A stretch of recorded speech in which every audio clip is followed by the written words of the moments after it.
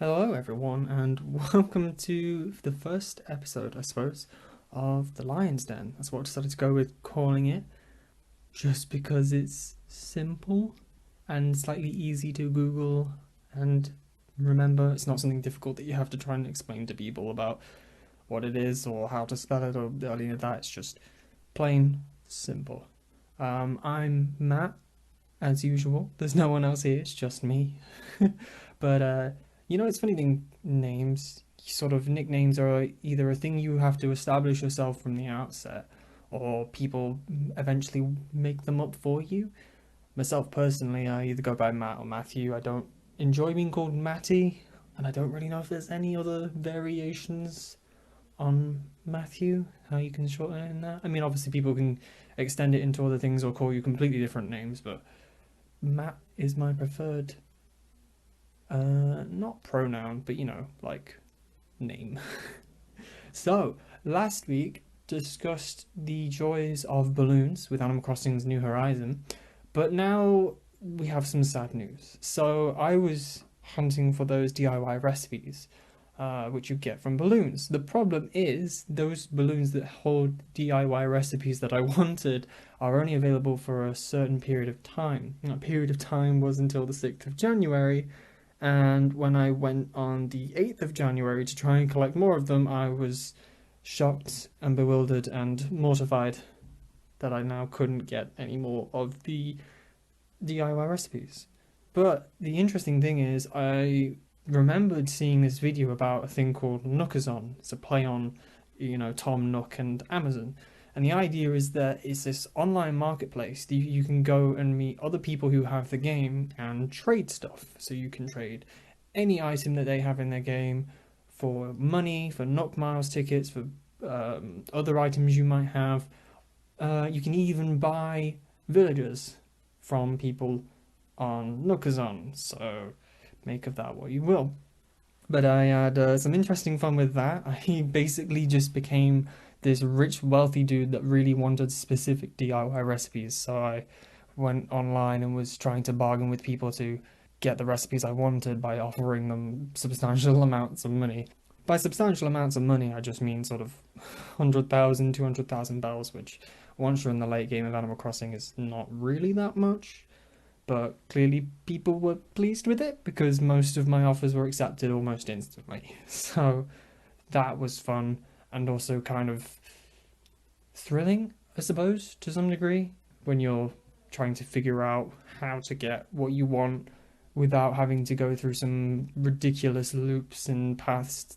So I am actually missing one of them still, just because I forgot to go on and find somebody to give me the final recipe, but I might just leave it because I can't be bothered and I'm also running out of money. So there's that. Another thing that came in this week is I bought finally Hyrule Warriors Age of Calamity.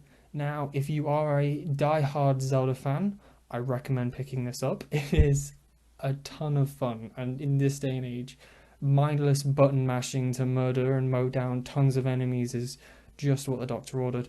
And a lot of people I remember complained about the previous Hyrule Warrior games just because they are button mashers and they are just murder machines. You don't do any of the puzzles or the exploration or the interesting stuff that Zelda series is known for.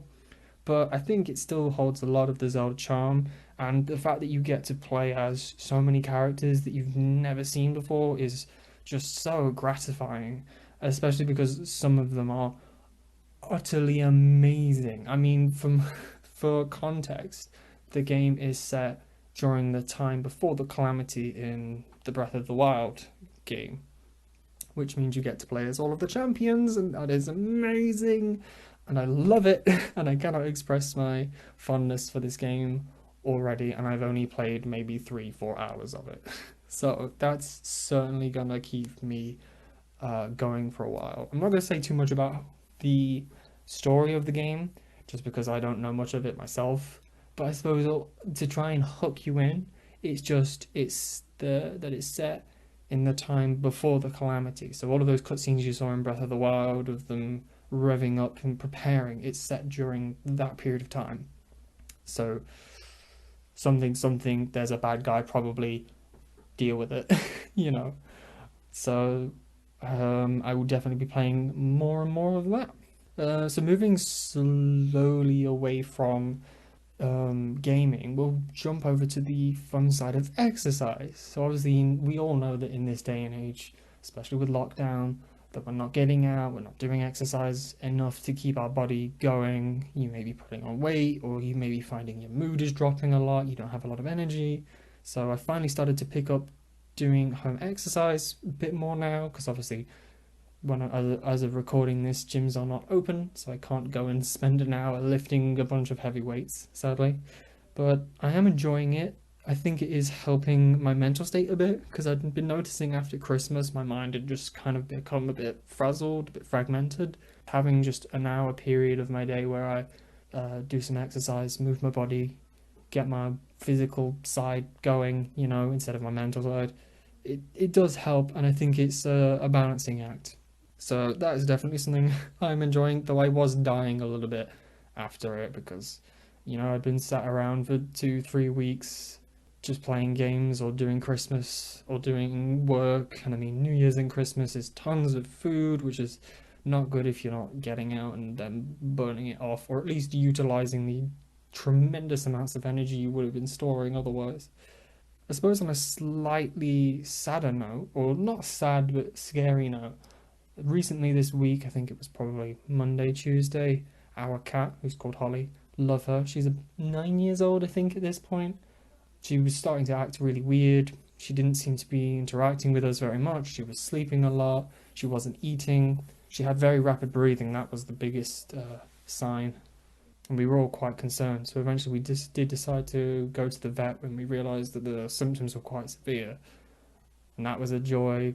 My dad had to go and take the cat down because of the situation we're in. He couldn't go inside the store or anything. He had to wait for them to come out and take the cat in. And essentially, they said they don't know what's wrong with her. They just said that she's got a fever, she's breathing really rapidly, possible infection in one of her lungs. So they gave her some medication and said, take her home, see how she is, see if she improves, and come back tomorrow for another appointment and checkup. So we did. We let her kind of rest. And I mean, by the second morning, that morning after the vet appointment, she was making a decent amount of progress already. She seemed slightly more chipper. She wasn't breathing so hard. She was still breathing quite fast, but not nearly as fast as she was the night before. And then when she went to the vet again, they said, yep, she's made some decent progress. Her breathing has slowed. Her fever has dropped as well. But they still didn't quite know what was wrong with her. So they said either we can do some extensive testing or we can just try some medication, see if that improves her condition. So we were like, sure, the medication seems to be working anyway, so we might as well taste that and see if anything good comes out of it. And she's just been getting slowly better, I think. She's becoming more like herself. She's starting to eat more. She's starting to meow at us and say, hey, I'm here, which is nice. Yeah, hopefully by next week, once we finish the course of antibiotics we've been given, she should be right as rain. So yeah, that's a slightly scary thing, but I think to any other pet owners out there, if you have a pet and they're exhibiting weird symptoms, perhaps don't Google it because the first thing I found when I Googled rapid breathing in cats is it suggested they might have fluid in their lungs, and that was a really serious issue. And I thought, oh no, that's bad, help.